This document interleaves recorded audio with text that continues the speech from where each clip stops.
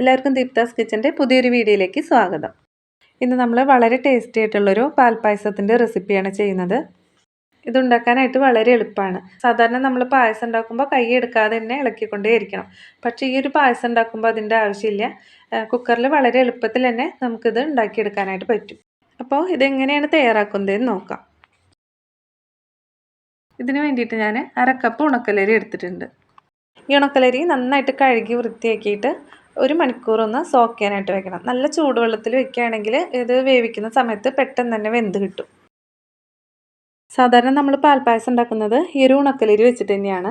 അഥവാ ഉണക്കലരി ഇല്ലെങ്കിൽ നിങ്ങൾക്ക് പച്ചരി വെച്ചിട്ട് വേണമെങ്കിൽ ഈ ഒരു പായസം തയ്യാറാക്കാം. അപ്പോൾ ഞാനിവിടെ ചൂടുവെള്ളത്തിലാണ് ഇത് സോക്ക് ചെയ്യുന്നത്. 1 മണിക്കൂർ ഇതൊന്ന് സോക്ക് ചെയ്യാനായിട്ട് വെച്ചിട്ടുണ്ട്. ഇപ്പോൾ അരി നന്നായിട്ട് കുതിർന്ന് വന്നിട്ടുണ്ട്. ഇനി നമുക്കിതൊരു കുക്കറിലേക്ക് മാറ്റാം. കുക്കർ എടുക്കുമ്പോൾ നമ്മൾ അത്യാവശ്യം വലിപ്പമുള്ള കുക്കർ വേണം എടുക്കാനായിട്ട്. ഈ ഒരു പായസം നന്നായിട്ട് പാലൊക്കെ തിളച്ചിട്ട് വെന്ത് വരാൻ ആവശ്യമുള്ള അത്രയും സ്ഥലം കുക്കറിൽ വേണം. അതുകൊണ്ട് ഞാനിവിടെ ഒരു 5 ലിറ്ററിൻ്റെ കുക്കറാണ് എടുത്തിട്ടുള്ളത്. ഇനി നമുക്ക് പഞ്ചസാരയാണ് ചേർക്കേണ്ടത്. ഞാനിവിടെ 3/4 കപ്പ് പഞ്ചസാര ചേർത്ത് കൊടുക്കുന്നുണ്ട്. പഞ്ചസാര ചേർക്കുന്നതുകൊണ്ട് അരിയുടെ വേവിന് പ്രശ്നമൊന്നും ഉണ്ടാവില്ല. അരി നന്നായിട്ട് തന്നെ വെന്തോളും. നമ്മളിത് 1 മണിക്കൂറൊക്കെ കുതിർക്കാനായിട്ട് വെച്ചിട്ടുള്ളതുകൊണ്ട് അരി നന്നായിട്ട് തന്നെ വെന്ത് കിട്ടും.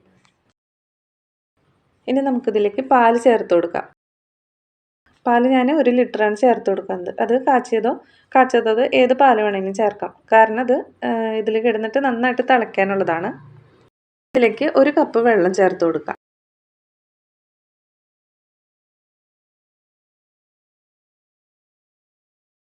നമ്മുടെ കുക്കറിൽ ഈ ഒരു പാലും വെള്ളവും എല്ലാം കൂടിയിട്ട് ഈ ഒരു അളവിലാണ് നിൽക്കേണ്ടത്. കണ്ടതിൽ ഏകദേശം ഒരു പകുതി ഭാഗം മാത്രമേ വന്നിട്ടുള്ളൂ.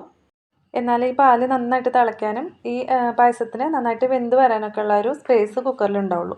അതിന് വേണ്ടിയിട്ടാണ് നമ്മൾ ഈ ഒരു വലിയ കുക്കർ തന്നെ എടുക്കുന്നത്. ഇത് നമ്മൾ സാധാരണ പായസം പോലെ ഇളക്കി നിൽക്കേണ്ട ആവശ്യമൊന്നുമില്ല. നമുക്കിത് നന്നായിട്ടൊന്ന് തിളച്ച് വന്നു കഴിഞ്ഞാൽ മൂടി വയ്ക്കാം. കണ്ടോ, പാല് നന്നായിട്ട് തിളച്ച് വന്നിട്ടുണ്ട്. ഇനി നമുക്കിത് മൂടി വയ്ക്കാം. തീരെ ലോ ഫ്ലെയിമിലാക്കി വെക്കണം. പിന്നെ ഇതിൻ്റെ വെയിറ്റ് ഒന്നും ഊരി വയ്ക്കേണ്ട ആവശ്യമില്ല. നമുക്കിത് മൂടി വയ്ക്കാം. തീ ഒരിക്കലും കൂട്ടി വയ്ക്കരുത്. ലോ ഫ്ലെയിമിൽ തന്നെ വെക്കാനായിട്ട് ശ്രദ്ധിക്കണം. അങ്ങനെ ഇത് 20 മിനിറ്റ് നമുക്ക് വേവിച്ചെടുക്കാം. പിന്നെ നമ്മൾ ശ്രദ്ധിക്കേണ്ടത് കുക്കറിൽ പ്രഷർ നിറഞ്ഞിട്ട് ചിലപ്പോൾ വിസിൽ വരാനുള്ള ചാൻസ് ഉണ്ട്. അപ്പോൾ വിസിൽ വരാറാവുന്ന ആ ഒരു സമയത്ത് നമ്മൾ കുറച്ച് പ്രഷർ അങ്ങ് തുറന്നു കൊടുത്താൽ മതി. 20 മിനിറ്റ് കഴിഞ്ഞപ്പോൾ ഞാൻ സ്റ്റവ് ഓഫ് ചെയ്തിട്ടുണ്ട്. ഇതിൽ കംപ്ലീറ്റ് പ്രഷർ പോയതിന് ശേഷമാണ് തുറന്ന് നോക്കുന്നത്. ഇനി അഥവാ 20 മിനിറ്റ് കഴിഞ്ഞിട്ടും ഇത് വെന്തിട്ടില്ലെങ്കിൽ കുറച്ച് നേരം കൂടി ഒന്ന് മൂടി വെച്ച് കൊടുത്താൽ മതി. ഇപ്പോൾ നമ്മുടെ പായസം കറക്റ്റായിട്ട് വെന്ത് വന്നിട്ടുണ്ട്. നമ്മൾ അരി 1 മണിക്കൂർ ചൂടുവെള്ളത്തിൽ കുതിർത്തിട്ടതുകൊണ്ട് ഇത് വേവാതിരിക്കുന്ന പ്രശ്നം ഉണ്ടാവില്ല. പെട്ടെന്ന് തന്നെ വെന്തിട്ടുണ്ടാവും. ഇങ്ങനെ കുക്കറിൽ വെക്കുകയാണെങ്കിൽ ചെറുതായിട്ടൊരു പിങ്ക് കളറിൽ തന്നെ നമ്മുടെ പാൽപ്പായസം കിട്ടും. നമ്മൾക്ക് ഈ പായസത്തിൽ അണ്ടിപ്പരിപ്പോ മുന്തിരിയോ അതുപോലെ നെയ്യോ ഏലക്കായോ ഒന്നും ചേർത്ത് കൊടുക്കേണ്ട ആവശ്യമില്ല. നമ്മൾ സാധാരണ ഈ ഒരു പാൽപ്പായസം ഈ ഒരു രീതിയിലാണ് തയ്യാറാക്കുന്നത്. പിന്നെ വേണമെങ്കിൽ നിങ്ങൾക്കിതിൽ കണ്ടൻസ്ഡ് മിൽക്ക് ഉണ്ടെങ്കിൽ അത് ആഡ് ചെയ്യാവുന്നതാണ്. അത് നമ്മൾ അതിനനുസരിച്ചിട്ട് പഞ്ചസാരയിൽ വ്യത്യാസം വരുത്തണം. കണ്ടൻസ്ഡ് മിൽക്കിലും അത്യാവശ്യം മധുരമുള്ളതാണ്.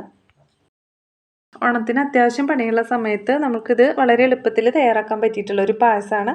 ഇളക്കിയിട്ട് അതിൻ്റെ അടുത്ത് നിൽക്കേണ്ട ആവശ്യമൊന്നുമില്ല. വളരെ എളുപ്പത്തിൽ ഈസി ആയിട്ട് നമുക്കിത് ചെയ്തെടുക്കാവുന്നതാണ്. അപ്പോൾ ഇതെല്ലാവരും ഒന്ന് ട്രൈ ചെയ്ത് നോക്കണം.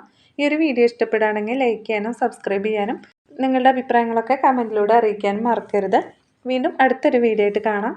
താങ്ക്